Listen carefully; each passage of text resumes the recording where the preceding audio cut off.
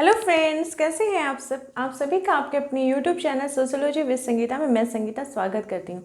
आज का जो हमारा टॉपिक है ये हम लोग पढ़ेंगे डीपिजेंटाइजेशन के बारे में। ये जो टॉपिक है ये भारतीय समाजशास्त्र जो विषय है उसके अंतर्गत आता है। अब हम लोग देखते हैं कि डीपिजेंटाइजेशन होता क्या है। तो ये जो टॉपिक है ये आपका यूजीसी नेट का सिलेबस हो या फिर आपका सोशियोलॉजी का टीजीटी पीजीटी का सिलेबस हो, इसमें हर ईयर में इससे लेकर क्वेश्चन पूछे जाते रहे। तो चलिए क्लास को लेट ना करते हुए हम लोग स्टार्ट करते हैं। डीपिजेंटाइजेशन, जिसका कि हिंदी में अर्थ होता है विकृषिकीकरण। क्या बोला जाता है इसे? विकृषिकीकरण।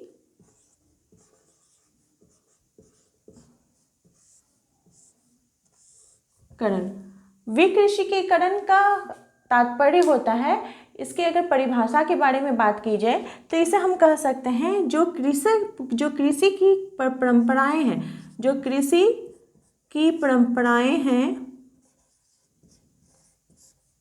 कृषि की परंपराओं का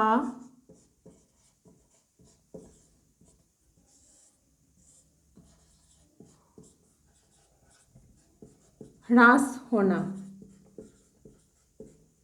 ये क्या कहलाता है? विकृषिकीकरण कहलाता है। जैसा कि हम सभी जानते हैं कि भारत एक ऐसा देश है जहाँ की 72% जो जनसंख्या है वो ग्रामीण क्षेत्रों में निवास करती हैं, वो कृषि कार्यों में लगी रहती हैं। तो कृषि का क्या होता है कि आर्थिक क्षेत्र में जो उसकी प्रभाव पड़ता है, जो उसकी परंपराएं हैं उस पर जो प्रभाव पड़ता है उसे ही डीपिजेंटाइजेशन कहा जाता है। जिसमें क्या होता है कि जो किसान होते हैं, जो सीमांत किसान, जो लघु किसान होते हैं, छोटे छोटे किसान होते हैं, वो कृषि कार्य से क्या होता है अलग होते जाते हैं। वो उनकी जो परंपरा है, परंपरा का मतलब क्या होता है कि जो पूर्वजों से चलती आ रही है, तो उसी पर को हम लोग परंपरा कर रहे हैं, जो कि हम फॉलो करते हैं और हम चाहते हैं कि हमारे आने वाले जो हैं वो भी उसे फॉलो करें। तो वैसे प्रकार के जो कृषक होते हैं वो उन परंपराओं से क्या हो जा रहे हैं, दूर हो जा रहे हैं। तो किस कारण से दूर हो रहे हैं और उसका क्या प्रभाव पड़ रहा है, तथा विकृषिकीकरण की समस्या जो है उसको किस प्रकार से समाधान किया जाए, चलिए इस वीडियो में हम लोग देखते हैं। तो सबसे पहले क्या हम लोग देखते हैं कि इसके प्रभाव के बारे में बात करते हैं। यानी कि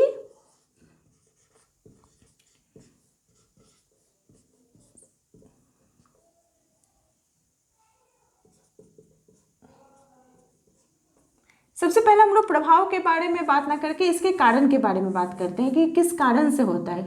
इसके कारण के बारे में बात करते हैं कि इसका कारण क्या है। तो विकृषिकीकरण का जो कारण है, सबसे पहला कारण है हरित क्रांति। आप बोलिएगा हरित क्रांति से किस प्रकार से ऐसा होता है? तो हरित क्रांति की परंपरा आने के बाद क्या होगा, कृषि जो है वो कृषि न रहकर एक व्यापार का रूप ले ली है। इसमें ये मास जो इसका एग्रीकल्चर का जो ग्रॉस रेट है वो बढ़ते जा रहा है। तो जो पूंजीपति वर्ग है उनके पास और पूंजी आती जा रही है, और जो निर्धन किसान है, जो छोटे किसान है, वह धीरे धीरे क्या होते जा रहे हैं और दबते जा रहे हैं, छोटे होते जा रहे हैं। उनके परिवार में विघटन होते जा रहा है, जिसके कारण क्या हो रहा है, जो संयुक्त परिवार है वो टूटकर एकाकी परिवार में चेंज हो रहा है। लोग एक जगह से दूसरी जगह, गांव को छोड़कर नगरों की ओर व्यापार के लिए चले जा रहे हैं, जिसके कारण भी विकृषिकीकरण डीपिजेंटाइजेशन का प्रभाव पड़ रहा है। तो पहला तो कारण इसका हो गया कि हरित क्रांति के प्रभाव में आने के कारण जो छोटे किसान हैं वो क्या हो जा रहे हैं, किसान न रह के लेबर होते जा रहे हैं, क्योंकि उनसे जो पूंजीपति वर्ग के जो किसान हैं उनके अधीन वो कार्य कर रहे हैं और लेबर के रूप में कार्य कर रहे हैं। लेबर के रूप में कार्य करने के कारण क्या हो रहा है कि उनके आत्मसम्मान में भी हानि हो रही है, या फिर वो जितना वो मेहनत कर रहे हैं उस प्रकार से उस प्रकार का उन्हें पैसा नहीं मिल पाता है, या फिर उनका उत्पादन नहीं मिल पाता है। सेकंड इसका जो कारण है वो है पॉपुलेशन बढ़ने के कारण क्या हो रहा है, जनसंख्या बढ़ने के कारण जो संयुक्त परिवार है उनका विघटन हो रहा है, एकाकी परिवार में वो चेंज हो रहा है। मान लीजिए जैसे एक परिवार में 10 सदस्य है, एक परिवार में 10 सदस्य होने के कारण परिवार का जो मुखिया है वो कृषि कर रहा है, तो एक आदमी काम कर रहा है, कृषि कर रहा है, 10 अपने बाकी 10 जनों को वो खिला रहा है। तो इसके कारण क्या हो रहा है कि जो बाकी लोग हैं वो भी चाह रहे हैं कि हम भी व्यापार करें, तो वो भी काम करें। तो रोजगार की तलाश में वो संयुक्त परिवार से टूटकर नगरों की ओर जा रहे हैं, फिर एकाकी परिवार में वो चेंज होते जा रहा है। तो ये सब हो गया इसके कारण। सेकंड जो हम लोग बात करते हैं डीपिजेंटाइजेशन के प्रभाव के बारे में, कि इसका भारतीय समाज में क्या प्रभाव पड़ा है, यानी कि क्या इफेक्ट पड़ा है डिप्रेजेंटाइजेशन के कारण। तो डिप्रेजेंटाइजेशन के कारण क्या हो जा रहा है कि लोग जो है वो लेबर के रूप में हो रहे, किसान लेबर के रूप में चले आ रहे हैं। डिप्रेजेंटाइजेशन के कारण जो छोटे छोटे किसान हैं वो इतने कर्ज के तले दब जा रहे हैं कि वे अपना अगर कर्ज नहीं चुका पाते हैं तो वह आत्महत्या तक करने के लिए भी बाध्य हो जाते हैं। और उनके बीच इस प्रकार की मनोस्थिति भी नहीं रहती है कि सब मिलकर एक साथ कृषि कार्य कर सके। एक साथ कृषि कार्य करने से वो अच्छे प्रकार से कृषि कार्य को कर सकेंगे, लेकिन वो नहीं कर पाते हैं। और इसके अगर हम लोग समाधान के बारे में अगर बात की जाए, डिप्रेजेंटाइजेशन के समाधान के बारे में, तो डिप्रेजेंटाइजेशन जो है इसका तो समाधान बहुत हद तक संभव नहीं है हो सकता है, क्योंकि ये एक ऐसी प्रक्रिया है कि हम लोग इसको सॉल्यूशन नहीं कर सकते हैं। लेकिन क्या है, इसको हम कम कर सकते हैं। डिप्रेजेंटाइजेशन को हम लोग विकृषीकरण को कम कर सकते हैं।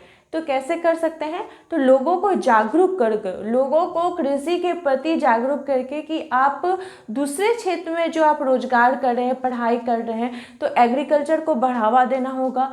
कॉलेजों में एग्रीकल्चर को लेकर जो एक वातावरण है वो बनाना पड़ेगा, बच्चे को इसके लिए तैयार करना पड़ेगा। साइंटिस्ट जो है उन्हें एग्रीकल्चर के क्षेत्र में और महत्वपूर्ण कार्य करने होंगे। और परिवार का जो विघटन हो रहा है, संयुक्त परिवार से जो एकाकी परिवार में लोग बढ़ जा रहे हैं। जैसे मान लीजिए क्या होता है कि एक खेत है, एक परिवार में 4 बच्चे हैं, उनको एक खेत, पहले सब मिलकर एक साथ खेती करते थे, तो पूरा जो खेती था वो इस खेत के जरिए जो अनाज है वो मिलता था। फिर 4 भाइयों में क्या हुआ, उन लोग अपना अपना बंटवारा कर लिए। तो बंटवारा करने के कारण क्या हुआ, अब उनका जो खेती का जो उत्पादन है वो छोटा छोटा होता गया। तो उनको क्या करना होगा, चारों भाइयों को, उनको गहन कृषि को बढ़ावा देना होगा। उनके मन में ये ऐसी धारणा बनानी पड़ेगी, उन्हें ये आपस में सामंजस्य करना पड़ेगा कि हम लोग सब एक साथ मिलकर काम करेंगे, एक साथ रूप में काम करेंगे तो हमारा कृषि का जो उत्पादन है वो बढ़ेगा। इसके लिए क्या है कि गहन कृषि को बढ़ावा देना पड़ेगा कि आप एक साथ मिलकर कार्य किए। हरित क्रांति के जो प्रभाव है उसको देखना होगा, समझना होगा, उसके अनुरूप उन्हें भी ये जागरूक करना होगा कि उस प्रकार से कार्य कर सके। उसके बाद क्या है, जनसंख्या की जो बात हो जा रही है, तो जनसंख्या में नियंत्रण के नियमों को पालन करना पड़ेगा। लोगों को रोजगार की तो तलाश ठीक है करनी पड़ेगी, रोजगार भी चाहिए, व्यापार भी चाहिए, और उन्हें ये कोशिश करनी पड़ेगी कि वो लेबर के रूप में ना काम करे। जो अपने से बड़े पूंजीपति वर्ग के लोग हैं उनके अधीन काम न करके वह स्वयं स्वतंत्र रूप से कार्य कर सके। वो एक साथ 2 या 3 खेती को एक साल में संभव हो सके, इसके लिए उन्हें प्रयास करना पड़ेगा। इसके लिए अभी बहुत सारी सरकारी योजनाएं भी चलाई जा रही हैं ताकि कृषकों को, किसानों को, उनको उत्थान के लिए कार्य कर सके। उन सारे कार्यक्रमों को उन्हें देखना पड़ेगा। फिर लोकल में जितने भी जो नेता हैं, जो उन्हें भी यह ध्यान रखना पड़ेगा कि हमारे समाज में जो किसान हैं, हमारे जो एरिया के अंदर किसान हैं, उनका किस प्रकार से उत्थान किया जा सके, इसके संदर्भ में उन्हें पूरे अच्छी प्रकार से जानकारी रखनी होगी। तो अगर इन सारे प्रभाव नियमों को, इन सारी चीज़ों को अगर फॉलो किया जाए तो हम लोग बहुत हद तक डिप्रेजेंटाइजेशन को कम कर सकते हैं, जो कि हमारे भारतीय समाजशास्त्र के लिए बहुत ही ज़्यादा जरूरी है। तो आपका, मुझे आशा है कि आपको ये जो टॉपिक है वो बहुत अच्छी प्रकार से समझ में आ गई होगी। अगर आपको ये टॉपिक अच्छी लगी तो प्लीज़ आप अपने दोस्तों से ज़्यादा से ज़्यादा इसे शेयर करें। अगर मेरे चैनल पर नए हो तो प्लीज़ सब्सक्राइब करें। मेरे चैनल पर बने रहने के लिए आप सभी का धन्यवाद।